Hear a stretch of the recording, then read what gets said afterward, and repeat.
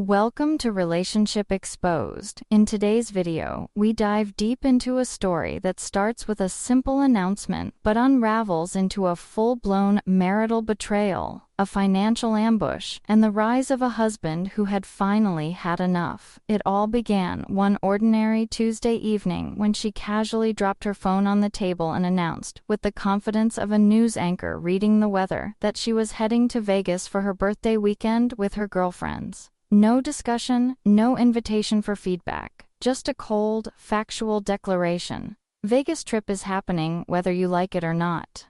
She stood there, arms crossed, eyes defiant, lips curled into a self-satisfied smirk. This wasn't the woman I had married, the woman who once asked for my opinion on everything, who used to check in about weekend plans and mutual finances. This was someone new, someone molded by her recently divorced and deeply embittered circle of friends, women who reveled in living their best lives by abandoning every shred of mutual respect in a marriage. "Which friends are going?" I asked, as calmly as I could. She rolled her eyes. "The usual group, and before you start judging, they're successful women who know how to have fun." Successful, I repeated internally, biting my tongue. One was a yoga instructor whose Instagram was essentially softcore modeling. Another hadn't worked in 2 years, living off alimony and a string of short-term boyfriends. The third had burned through her divorce settlement in record time, and was now, predictably, moving in with her mother. These were the new idols my wife had chosen to emulate. "How much is this going to cost?" I asked, knowing full well the trip wouldn't be budget-friendly. "That's not your concern anymore," she snapped. "I make my own money. I can spend it how I want." The lie stung. We had joint accounts, we paid bills together, we had built a life on the foundation of shared responsibilities. Her money wasn't just hers, it was ours. "We agreed to discuss big expenses," I reminded her. She laughed, a harsh, dismissive sound. "It's a birthday trip, not a new car. Stop being so controlling." There it was, the buzzword. Controlling.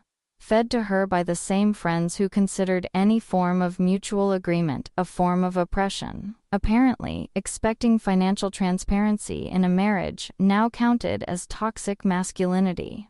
"I'm not controlling," I said, holding back my frustration. "I'm responsible." But she was done listening. With a wave of her hand, she ended the conversation. "I'm going. End of discussion." As she turned to leave, she threw one last jab over her shoulder. "Don't wait up. We might extend the trip if we're having too much fun." That was the moment the illusion cracked. This wasn't a birthday trip. It was a power move, a litmus test to see how far she could push me. She wasn't asking for space. She was daring me to object, hoping I'd react like a jealous husband so she could play the victim card. But that wasn't me. I don't beg, I don't grovel, and when someone shows me who they really are, I take notes. She spent the next few days in open rebellion, giggling with her friends on the phone, bragging about Vegas, loudly talking about freedom, and how she didn't have to answer to anyone anymore. She booked a luxury suite, made reservations at overpriced restaurants, and scheduled spa days that could feed a family for a week, all on our joint credit card. The day before she left, she packed like she was moving out. Designer clothes, expensive shoes, and every piece of jewelry I had ever gifted her. "Make sure you miss me while I'm gone," she said sarcastically.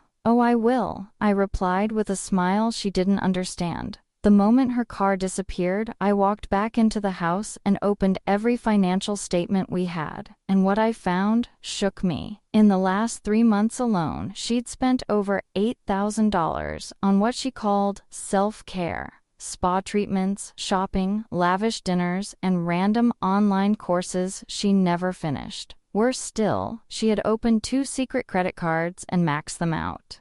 Handbags, jewelry, skincare, gambling apps, you name it. The woman I trusted had turned into a financial liability, and I was done being blind. While I documented everything, social media painted its own picture. Her Instagram lit up with first-class flight pics, champagne toasts, shopping hauls, and luxury hotel selfies. Then came the video that broke me, her dancing with another man at a club captioned, Finally, free to be myself. I saved every post, every tag, every story. This was evidence, not just of betrayal, but of a complete lack of respect. Then, my neighbor dropped the final piece of the puzzle. I don't usually get involved, he said, but my brother works at the bank downtown. Your wife was there asking how to transfer funds in separate accounts. She hadn't just planned a trip, she was planning her escape. Sure enough, when I called the bank, they confirmed she had tried to transfer money from our joint savings. The only reason it failed was because it required both signatures for amounts over $5,000. She was trying to rob us blind. That night, I contacted a lawyer. He laid it all out. Reckless spending, secret accounts, attempts to hide funds. This was more than carelessness. It was marital asset dissipation, and I had all the proof. The next day, she called, not to check in, not to say she missed me, to complain that her credit card was declined at a jewelry store. Can you increase the limit? She asked, like she was asking for ketchup. Which card? The Chase one. It's embarrassing. I didn't yell, I didn't argue, I just asked, how much have you spent so far? That's not the point, she snapped. Just fix it. No. Click. She hung up. 20 minutes later, my phone exploded with angry texts. Controlling, petty, toxic. Same recycled buzzwords from her girlfriends. But every message helped me more than it hurt. Every post, every word, every receipt was ammunition. By the fourth day, I had called every bank and credit card company. I reorganized our financial structure, canceled her authorized user access, protected our assets. That morning, she called again. This time, with a sweeter tone. Baby, please, it's embarrassing. Fix the cards. I promise to be careful. The cards work fine, I said. You just don't have access to them anymore. Silence. Then, the screaming began. You can't do this. Actually, I can. I'm protecting myself from someone who tried to steal half our savings. By the time she landed, her Uber wouldn't go through. Airport food? Declined. Her post-trip shopping ritual? Not happening. Her independence had real consequences now. I only have $300, she cried. I can't get home. Then maybe don't spend like a millionaire next time.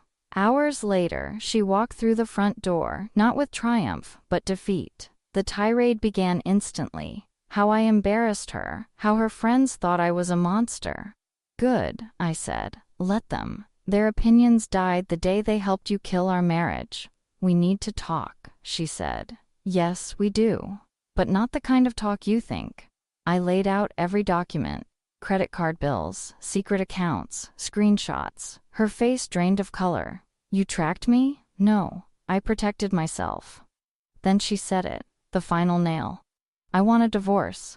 Already ahead of you. I spoke to a lawyer days ago. She froze. Her plan had backfired. She wasn't the only one making moves. You already spoke to a lawyer?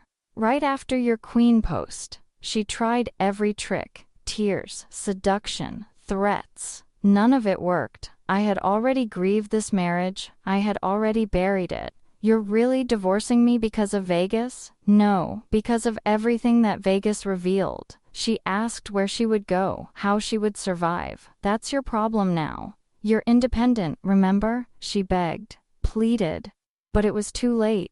This wasn't revenge. This was consequence. She wanted freedom. She got it. And I got peace. Subscribe to Relationship Exposed for more stories like this one. Real, raw, and relentlessly honest. Because some betrayals aren't just emotional. They're financial, spiritual, and designed to test how much you're willing to lose before you say, enough.